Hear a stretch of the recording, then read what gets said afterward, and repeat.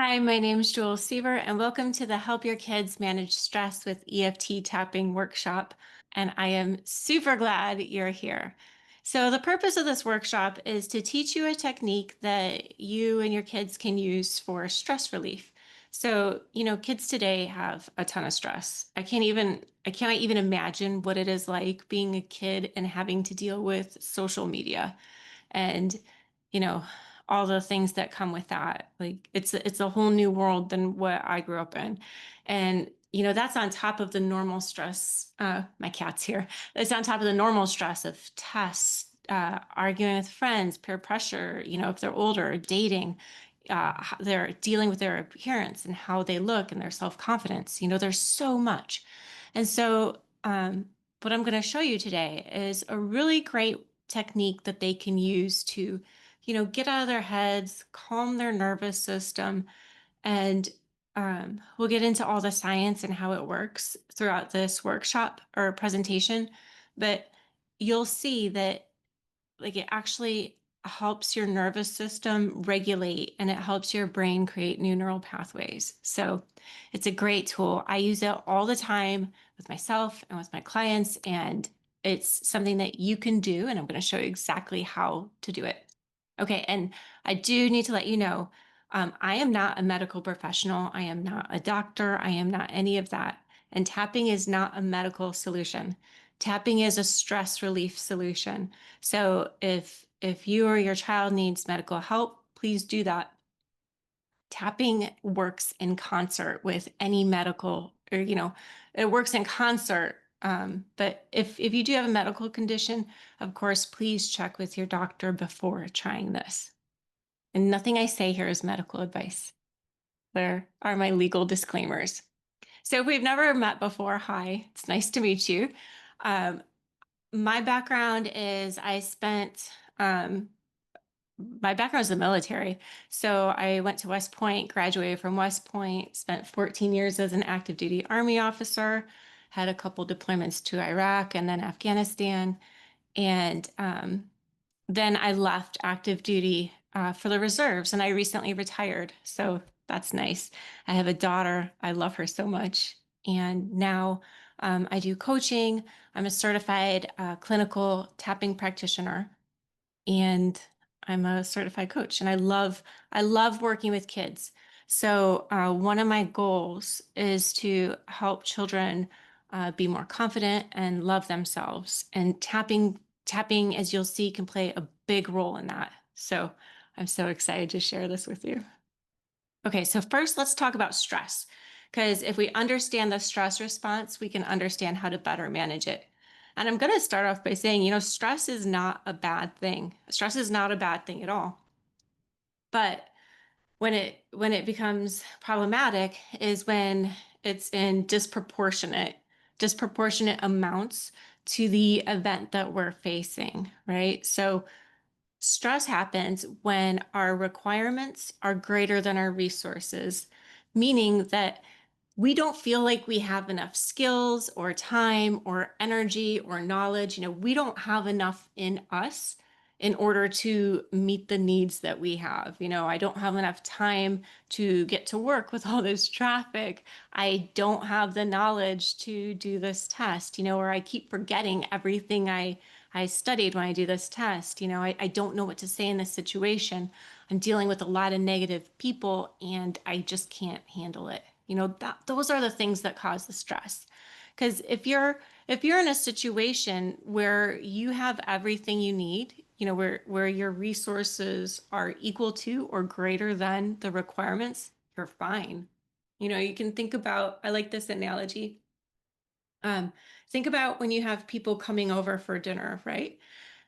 And say you're all set, your house is clean, you prepped all the food, everything's in the oven, it's going to be set soon. Everything is set. You have the movies you want to watch, the games you want to play, the music is teed up, you have everything set. You have all the requirements or all the resources you need to meet that requirement. But say you have people coming over and your house is still a mess. You don't have anyone to help you. You are gonna bake a pumpkin pie, but you accidentally threw out the outside of the can, so you lost the recipe. You don't have the information you need. You can't even find the can opener, so you don't have the tools you need. And all of a sudden, there's someone knocking at your door, and it's just, oh my God. And it's someone you don't even really like, so you don't have the emotional capacity to deal with them. Well, that's a very different story. That's what causes the stress. We don't have the resources to meet those requirements. Now, obviously, we know stress, chronic stress, good stress or stress in proportionate ways, proportional uh, measures. It can make us better performers. It can hone our focus. Stress in the moment can really push us to do our best. But chronic stress or disproportionate, really high levels of stress for a situation that's here impacts our health, our sleep quality. It can make us cranky, less patient with people, and it can just feel very overwhelming.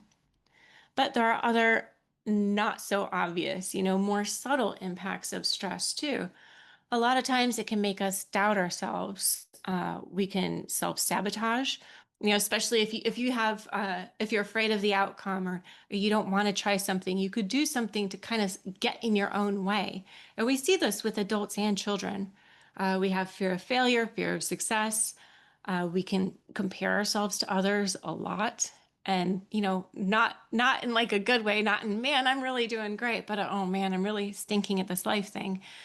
We can really have a thing towards perfectionism. That's like when we try to control and be perfect and not have anyone judge us and never be wrong, because it can just feel too much to do those things. And of course, all this, if you have all this going on, it's a lack of consistency, because if you don't believe in yourself, or you're just overwhelmed with too much weighing on you, you're not going to consistently work towards your goals. So it can also make us feel stuck. So it's a sad puppy there. We feel like that sad puppy. So why? Why does this happen? Because stress isn't just a mental issue. Stress isn't just something that happens in your mind. It actually impacts us on a physiological level. So I think it's the next one's, yeah, a chart. Okay, so here's a cycle. The cycle. We have these stressful thoughts in our head. We think we go through these experiences, and we tell ourselves something. We think, oh, I can't do it. Oh, I can't handle this. Oh, I can't manage it. And those thoughts, they trigger our amygdala. So the hippocampus, all the different parts of our brain are receiving these inputs and coming up with these messages, and it triggers our amygdala. And our amygdala is in charge of the stress response. And you are probably familiar with fight and flight. People say the fight or flight response. It's actually four: fight, flight, freeze, when animals play dead or you can't do anything, and fawn. Fawn, when you like try to ingratiate yourself, or you go along with what everyone else is thinking. You just you you make yourself not a threat, so that you're not harmed. And this one can be especially problematic, and I speak from experience. I used to do that a lot, especially as like a young adult or an older teenager, and that really motivates me to want to help kids with this. Okay, so what happens? The amygdala gets triggered, and immediately, it triggers our body to make stress hormones, cortisol and adrenaline. Why? Because our body needs to do something. We either need to run away, or we need to fight, or we need to freeze and play dead, but we need something. We need our body to do things. And these hormones, it makes our heart race. It makes our breathing faster and more shallow. It makes our armpits sweat. We get sweaty. They essentially channel everything from the non-essential components of our body to the life-saving essential things that we need. Meaning it also diverts blood and oxygen from our prefrontal cortex. So it's a beautiful design. It is a beautiful design. This, when our sympathetic nervous system gets triggered, we go into life-saving mode. And that is great in short bursts every now and then. That's great. But long-term, chronically, or disproportionately, and if you're doing it disproportionately, then we're probably doing it chronically too. So long-term, it's not great. And even in that moment, I talked about the blood and the oxygen going from our brain, that reduces our ability to think and act clearly. Because if you are in a life-threatening situation where your body thinks you're in a life-threatening situation, it doesn't even need to actually be it, but your body is responding as though it was. You don't need to be solving calculus.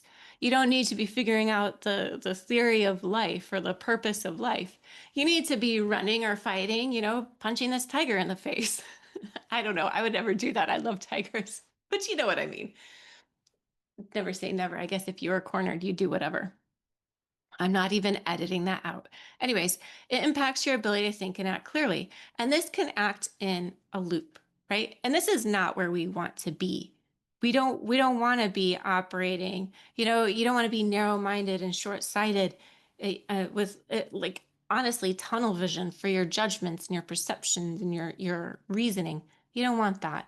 You want that to survive, but not for functioning in life. So it's this whole physiological response, which is great news. Like it's very helpful. And I will tell you, oh, the one thing I forgot to mention too. So our ancestors, we've actually evolved to have very attuned stress responses. Because if you think about it, think of our ancestors like way, way back in the day. And there's two folks walking through the woods, and they hear a sound over there. And this one, whose stress response is kind of like dialed down, is like, "Oh, that's an interesting sound." And this one's like, "Oh my gosh, I don't know what that sound is, but I'm running because it's stressing me out and I'm scared." Boom. Well, this one goes to live another day and make babies that become us. This one gets eaten, probably doesn't get to make babies. So over time, it makes sense. Like those with a higher attuned stress response are the ones procreating. So it's been an evolutionary, as a gift, right? It gives the gift of life. But in today's times when we don't have that many, well, as many life-threatening situations, at least in our normal day to day, it can be problematic. So that means willpower, you can't just think your way out of it. You know, you can't just say, "Oh, I'm not going to stress," because your body is doing this. Your brain is turning on quickly. All these things go quickly. But there's good news is because there are plenty of ways to regulate this. And there have been more and more studies showing how effective it is, right? So, and let me tell you, the point is, you'll notice on this, I say to regulate the stress response so that it's an appropriate level for the situation. We are not trying to flatline our stress response. We want highs, we want it to ebb and flow. We want to have stress responses. Like I said before, it's an adaptive quality. We need stress. We need to have a stress response in order to function well, in order to stay safe. And when we are in those situations where you need to just tell the person no and walk away, we need it, but we need it at an appropriate level so we can function. So, what's a great way to do that? EFT tapping. So, like I said at the beginning, EFT stands for Emotional Freedom Techniques. Um, and it turns down the stress response in the body. Now, how does it do that? Well, you might have heard of acupuncture. You probably have, right? Where they put needles on different acupoints in the body, and it helps to do different things. Well, tapping it uses those same acupoints, and it uses some of the theory from that. So it uses um, things from acupuncture.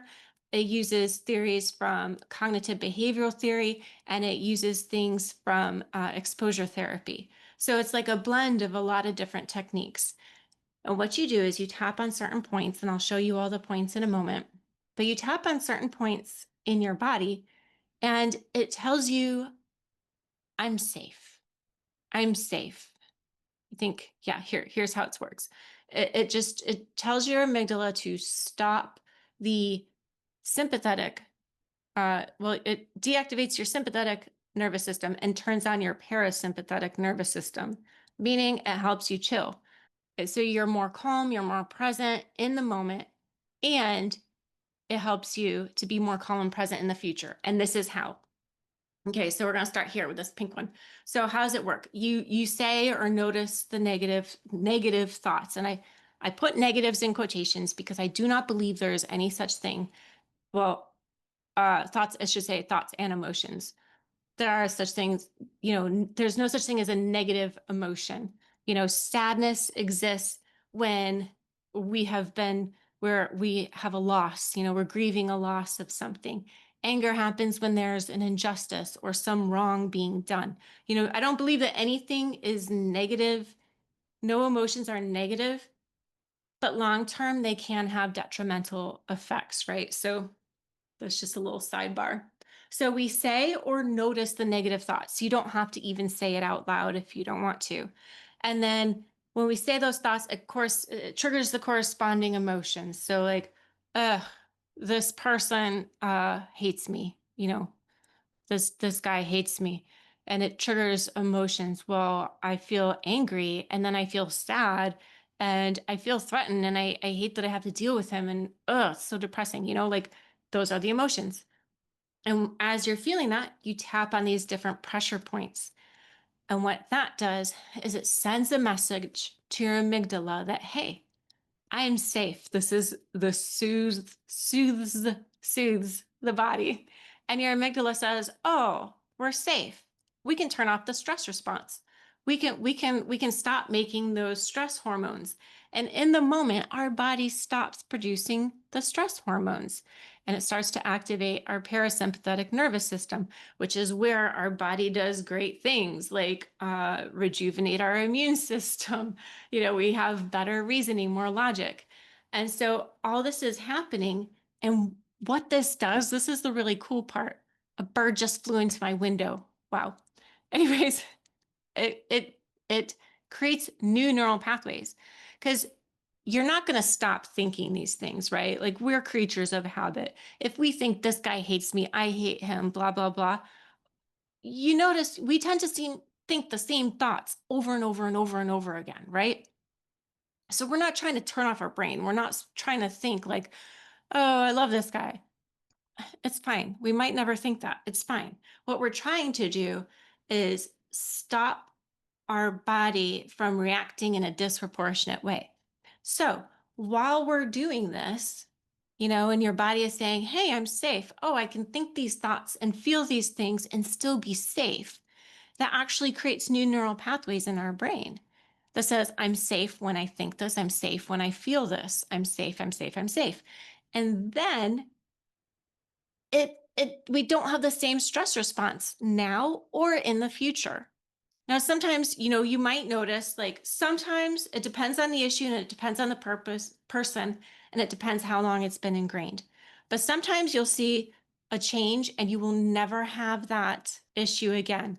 Like I worked with a lady once who had a fear of flying, and she had it for a long time. But we literally had one tapping session, and in like 30, 40 minutes, we worked on that fear of flying and she didn't feel it and she didn't feel it again ever. But that doesn't always happen. A lot of times you will need to work on it again and again and again, especially if it has like really emotional roots under it, which most things do. Like we wouldn't hang on to it if it didn't. But you'll probably have to work on it again, but you'll notice every time you have that instance, it'll like lower it a bit, right? Like healing and transformation and changing our responses isn't an all or nothing. It's not a black and white. It can happen in stages. So, you'll notice probably the intensity lowers, the duration of that stress response reduces, and the frequency reduces. So that's what you can expect because every time your brain is creating new neural pathways.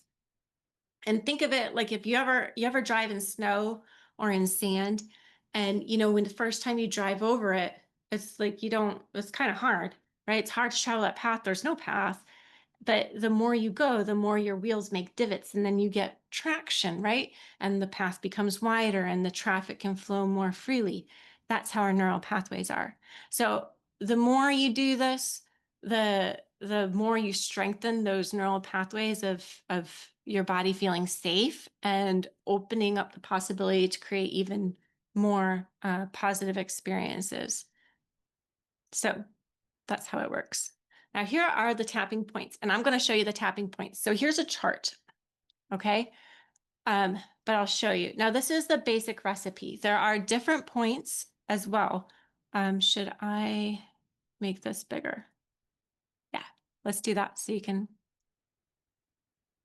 Okay, good. So I'm going to show you on me so it's kind of easier to see. So the first is the side of hand, and some people call it the karate chop point because it's like you're chopping a piece of wood. But if you look here, it's called the palm of your heel, and you'll do that. The next one is the top of head. So if you were to take your fingers by your ears and then draw a line to the top of your head, right in the center, that's the next one. And next is in the eyebrows, like inner eyebrow. So here, and I like to do both of these at once. It's so easy, inside your eyebrow. Next is outside the eye. So right here. Next is under the eye. And then, so you don't want to do it in the spot where there's like the mushy spot. You want to do it on the bone right under your eye, the orbital bone. Next is under the nose. So right under the nose, above your top lip. Next is the chin. So if you go right under your lip and you know how your chin has this little bump that protrudes? So you do it right under there. Well, like on top of the bump right under your lip. Next is the collarbone. Whew, a little sweaty. Next is the collar. So you see your collarbone is here. And go down a couple inches, down and out a couple inches, and you'll feel like there's kind of that soft spot there. That's the point. And then next is under the arm. So about like here's the armpit, about 4 inches, like a hand's length under it, that point. And like if you wear a bra, it's where that bra band is. Okay, so those are the tapping points in the basic recipe. Now I need to get back to here we go. Okay. Now the process. You say or notice, oops, where's my little picture go? Well, oh well, that's fine. You say or notice the negative thoughts and feel the emotions, and then give it a rating from 1 to 10, or 0 to 10. And you say, how intense is this emotion? And this is completely subjective. Wait a second.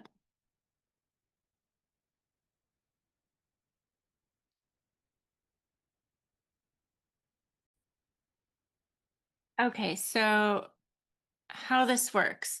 We say and notice the negative thoughts and emotions, and then we check in with ourselves. You can notice them, like just tune into the thoughts and then tune into the feelings. And I do recommend paying attention to anywhere that you feel this emotion in your body. And what I mean by that is a lot of times we'll feel like a tightness, we'll feel a constriction, maybe you clench your jaws or you just you have an uggy feeling in your chest or your heart or your stomach. And you can feel it anywhere in your body. Stress shows up in all different places. And you may also feel numbness, right? And if you do feel numbness, that's fine. That can also be a stress response. It's our body's protective response. Sometimes we disassociate or numb out. And I do not recommend fighting that. Just notice it and take it into account. I was going to say at this point, we're not fighting anything, but nowhere in this process do we fight our emotions. It just makes them worse or more intense, I should say. So we just notice them and give them a rating from 1 to 10, 0 to 10. How intense are they? And it's completely subjective. Just give it a guess. Just notice it. And it's just for yourself. You're giving it a rating so you can see for yourself, okay, I'm here. Now I feel like this. Okay, and then you go through and you tap on the pressure points while you say or think those things. So I'll give you a demo on what exactly this looks like, but we do always start with the karate chop point and the side of the hand, and we start with that. And then you go through the tapping points as you're saying these things. And you can do this however you want. If you don't remember like the order of all the points, that's fine. It's fine. You can download this worksheet, um, the tapping point worksheet as a reminder, or you can do it with a video. I have tons of videos.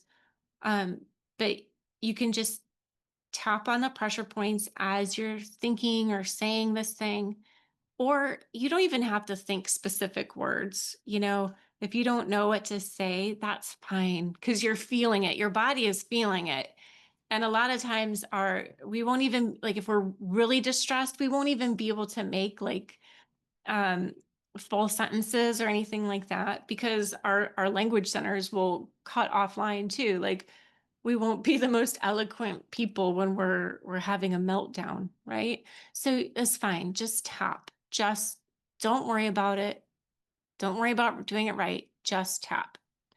And then when you do a few rounds, or when you notice yourself getting to be more calm, more settled, give it another rating. Say, okay, what would I rate this now? How do I feel now on a scale of 0 to 10? How do I feel?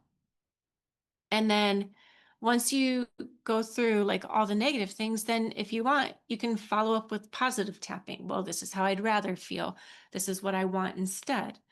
But you always start with the negative parts, right? So some common tapping questions. Here, I'm going to stop sharing because it's much easier to talk to you like this. Okay, so you may be wondering, why are we talking about all this negative? Why are we focusing on the negative? Like, every personal development thing and every video I see says to focus on the good, focus on the positive, because what you focus on attracts, or what you focus on, you attract. Yes, great. Absolutely. However, not during tapping. Because during tapping, we're addressing what's already there. These things, they're in your body. Tapping works by being really honest about what's going on. And I like to use I have another analogy. So, waxing a floor. Have you ever waxed a floor? Because let me tell you, my roommate, when I was at West Point, my roommate and I, we had an inspection and we decided well, she showed up to our room with this big old industrial waxer, and I have no idea where she got it from, but she's like, we're waxing our room and we're getting some PMI. We're gonna get to close our closet doors as a reward. It's like, okay, we're waxing our floor. Well, you do not wax a dirty floor, because do you know what happens when you wax a dirty floor? What happens is you spread that wax over the dirt and the grime, and you seal it into the floor, and you make it nasty. It gets even dirtier, and it's harder to clean because you don't just have dirt, you have sealed in dirt. And the same is with tapping, or clearing these negative things. Like, if you don't take the time to focus on the negative, if you don't say the negative things, and look at your dirt and acknowledge your dirt and let your dirt be there, and like, if you don't see it and try to gloss over it, you're going to get a mess. What you got to do, you got to sweep, you got to mop, and then you can add the shine. That's what the tapping does. That's what's focusing on the negative things, the things you don't want to be feeling, the things that are making you uncomfortable. That's the mopping or the sweeping and the mopping. Then you can shine it up. Okay, another question people often ask, does it matter what side I tap on, right? Because these acupoints, they're on both sides. So does it matter? No, it doesn't matter. And, even if you start on one side, you can switch. Like, especially if I'm working, like if I'm doing a longer session, your arm's going to get tired, right? So you swap it up. You can even do both at once if you want. Just do whatever makes you feel comfortable. Now, I mentioned before, it's okay if you don't remember all the points, or if you don't want to do them in that order. Oftentimes too, like, and this will be helpful for your kids. Like, if you're in school and you're taking a test, or you're getting up to do a presentation, I don't know any kid who wants to be sitting there in class. Like, I was not this confident to be when I was a kid. Like, now I'll do it, but I would not be this confident to sit there and do this. You don't have to do all the points.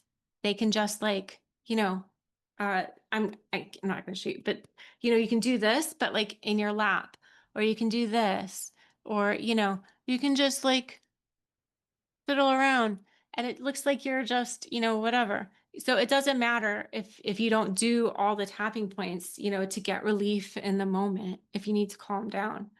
Um, Also, there is no correlation between how hard you tap and the result you get. So you don't want to go like really hard because that'll be painful and it does nothing. So, a gentle touch will do. Now, if your child has like sensory issues, right? Like some people, like this is too much. Like this boom, boom, boom, boom, boom. Like it can be very soothing, but for some people it's not and it's too much. So an alternative you can do is touch and breathe, right? So you would touch and breathe, touch and breathe. Just you apply light pressure on those places and that can be a really just as it can be just as effective, because you're still, the point is you are putting pressure on that point and soothing your body. Because if you try, if this doesn't feel good and you're trying to do it, you're literally doing the opposite. You're stressing your system out more. So how long do I need to tap? That's something that people ask a lot, and there is no answer for that because you can get relief in just a few minutes, 30 seconds. It just depends on oops, sorry. It depends on the situation and what you're trying to do. Like, for example, you can use this and you can use it for a myriad of things, right? So if you're feeling really stressed out about something in the moment, you use it in a few minutes, it's going to calm you down. Okay, so now we're going to do a tapping demo. And this is for your kids, so a tapping your kids can do. And, tapping is so good for, I think we went over a list of subjects that you can use tapping for as a kid, like feeling pressure about having to get good grades, maybe not getting along with other kids bullying, feeling pressured about looks, feeling overwhelmed with the amount of homework, not knowing where to start on a homework assignment. And all you do is you tap and you start off with an even though statement, which I'm going to show you. And even though I feel this, I'm okay. I'm safe. I'm safe right here, right now. And I accept that this is how I'm feeling. And then you tap through and you say all the things. Okay, so right now we're going to do a tapping demo with I feel stressed out by school. And we're going to keep it just very generic so you can get the idea. Okay, so let's start by taking a deep breath and out. And take a deep breath in and let it out. And as you continue to breathe, think about a situation at school that is stressing you out. Maybe it's a person that you don't like. Maybe you got into a fight with someone you really do like and you're feeling bad. Maybe you're feeling stressed out about all the homework or getting good grades. Maybe there's a dance coming up and you don't have a date. And maybe you're just not feeling confident in yourself. So notice what you're feeling and then tune in to your body. Notice if you feel it anywhere in your body, maybe a tightness in your neck, in your chest, in your stomach, maybe your shoulders or your jaw.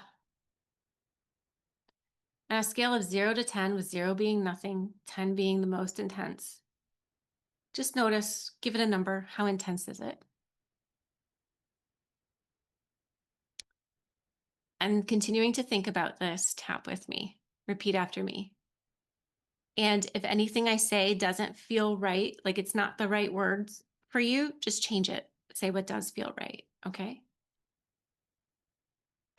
So even though I'm feeling stressed at school, it's okay for me to feel this way. Even though I don't want to feel stressed at school, but I do, I am okay right now. even though I'm feeling stressed at school and I don't know how to fix it. I am safe right here, right now.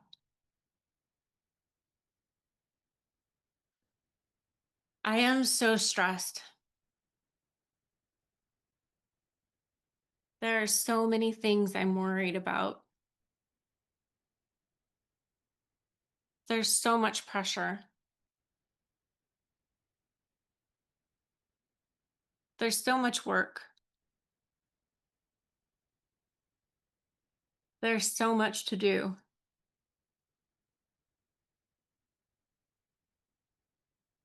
There's just so much.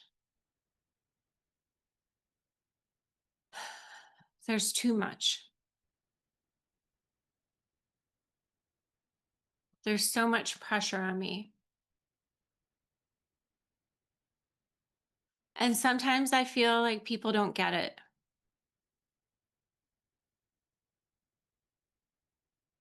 They think it's easy for me because I'm a kid and I don't have real responsibilities. But I do. There's so much I have to do. People are always telling me what to do. And it's a lot. It's too much.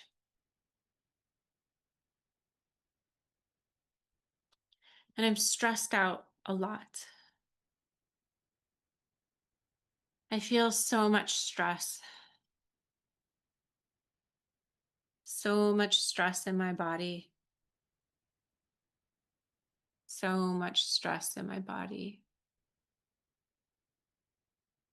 So much stress. And I feel like I'm going to have to wait till I'm an adult for anything to get better. I feel so stressed. So much pressure. People expect me to be perfect. I have to do great at school or sports, theater, art. I have to do all these things for my future. And it's a lot of stress.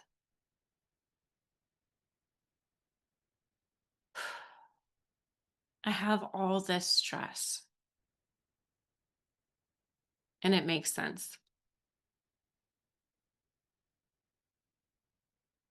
People don't understand it,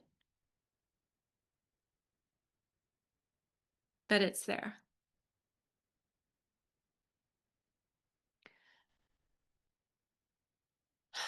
So for right now,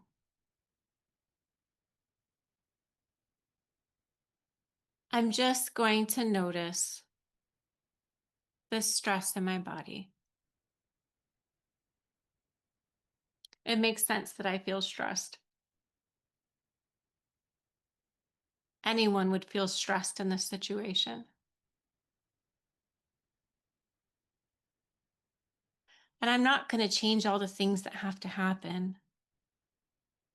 I can't change the amount of homework or all the things I need to do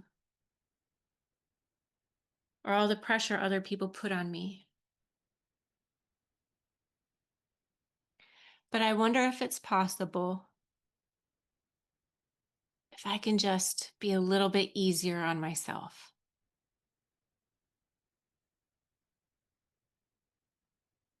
And maybe remind myself that even though there's all this pressure and all this stress, maybe sometimes I can let a little bit of it go and give myself a few moments to remember that no matter what happens, I'm going to be okay. I'm good at figuring things out. And even when things don't go the way I want, I do okay. And I can learn from it.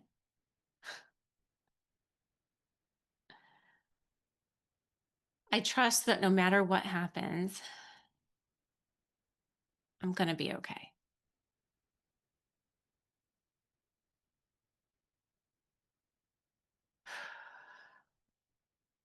And I take a deep breath, take a deep breath,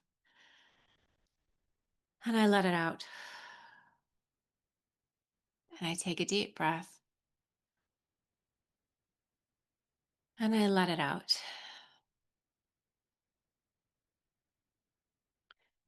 And I choose to remember that no matter what happens, I'm a good person and I'm going to get through it. And I figured lots of things out before. I can figure this out too.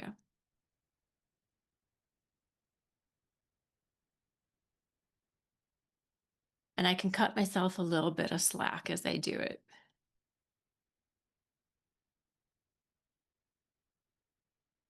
I'm going to be okay. Take a deep breath in and let it out. One more deep breath in and let it out. Now notice how your body's feeling. You know, you might still have some stress. You can continue to tap whenever, but you probably feel a little bit more calm. I feel more calm.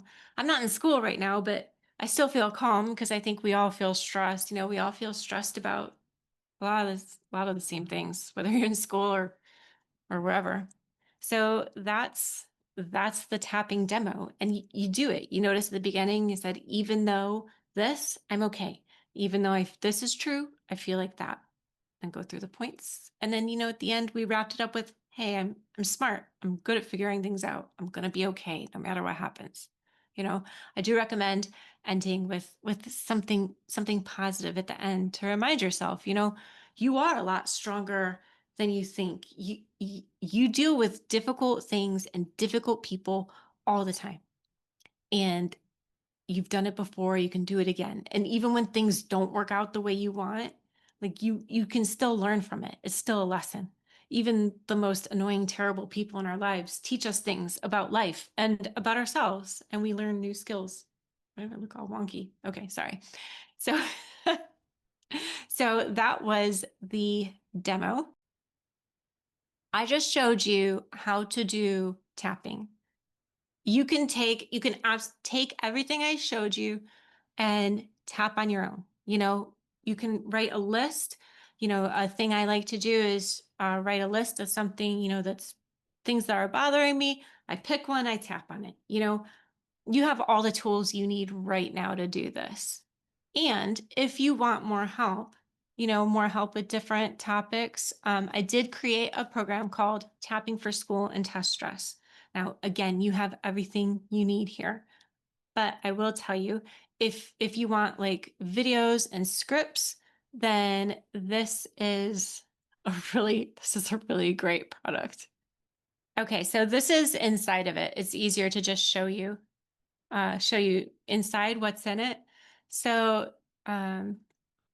oops, you see here, there's Stress 101 and Intro to Tapping. It's like an 18-minute video that goes over the stuff I talked about today, but for kids, it's basically the same thing. And then we have a tapping and meditation vault. So in here, we have things about general school stress, right? So starting at a new school, don't feel like going to school, feeling pressure to get good grades, too much homework. This one I like, don't know where to start. I mean, I like them all, but don't know where to start on homework. Like I used to really struggle with that. And then this one I made because uh, one of the girls at my daughter's school, she was really nervous about the emergency response drills, or like when there were things happening in schools. So this one's a really important tapping. It's pretty sad that we need it, but then we have a section for test stress. So if you have trouble focusing when studying, after studying, there's a little tapping like to make the, pump yourself up about making the information stick. Um, Not just pump yourself up, but, to help you make the information stick. Folks have trouble sleeping before the test, because they're worried. And then this is a cool thing. So right before the test, so watch these, and your kid will want to watch these instructions prior to taking the test, like not at school, obviously, but here's what to do right before the test. And then here's like a little video that explains it. So you'd want to watch these two beforehand. And then just general being nervous. Like if your kid always forgets what they study. Now, if they forget what they study, it's again because when your stress response kicks off, your body diverts blood from your prefrontal cortex. So of course you're forgetting stuff. Ugh. And then if they didn't do well on tasks and they're beating themselves up, oh, that's terrible. But this will help them to stop beating themselves up so they can use that experience and do better, learn from it. And so it'll help them move forward, because beating yourself up about it, like we do that a lot, right? We even do that as adults, but okay, yes, I messed up, acknowledge it, learn from it, move on. Like beating yourself up about it is not going to fix it. And then if you have ACT or SAT coming up, that's a huge deal. So that there's a video for that. And then, if if your kid feels like they don't fit in, there's a video for that. If there's a presentation going on or that they have to do and they're nervous about speaking, I always tap before I have to speak. And then if they have auditions or sports tryouts. Okay, so those are the tapping vault that's already in there. Now, let me tell you, here's a tapping topic request. And in here, there's a form. So if there's something that your kid really is struggling with, fill out this tapping request, and they're gonna put their like actual details, like I feel like this, I want to feel like this is what's going on, and then I can create a video. Now, depending on the amount of requests we get, the volume of requests, I might not be able to do, hey kid, I might not be able to do videos for all of them, but I will do my best to make videos for the requests that we get. Okay, now the next part is the deep dives. Okay, this is really cool. So for deep dives, those other ones up above, those were like pre-scripted things, right? These deep dives help your kids create their own tapping script. And we do, so each one has like an introduction talking about self-belief and the exercise. And then there's an exercise they can do. It's optional. It's like a visualization, or they can just answer the questions if they don't want to do the visualization, or they can just skip it altogether, either way. But if they do the exercise, it'll help them have a more personalized tapping experience. And then I do a video with them, and like in it, I'll say, okay, think about think about what part is stressing you out, or your answers from question one, and like it'll say in there, so it's like a Mad Libs, so they can fill in the blank and create their own tapping script. And the beauty of this is our brains respond to the truth for us, right? So if they use their specific language, the tapping is more effective. Now, in the vault ones, they can absolutely substitute the words, but this is just a different approach, and the exercises help them get in deeper, and it kind of uses their subconscious to say, okay, this is what's actually bothering me about this situation. Uh, they're cool. I love them. Okay, so we have one focused on self-belief, one about comparing themselves to others and feeling like they're not enough in some respect to another person. Next is fear of failure, managing that. The next one is fear of success, because this, okay, look, if you, and this goes for adults too, if I highly recommend looking at where you are afraid of being successful, because that hems us up a lot. And then the next one is dealing with people I don't like. So that's a great one. So that's tapping for school and test stress in a nutshell. And if you want it, I need to go back to the slides for that. Again, the website is julesiebert.com/tapping for test stress. So that is the end of this. I hope that this was helpful for you.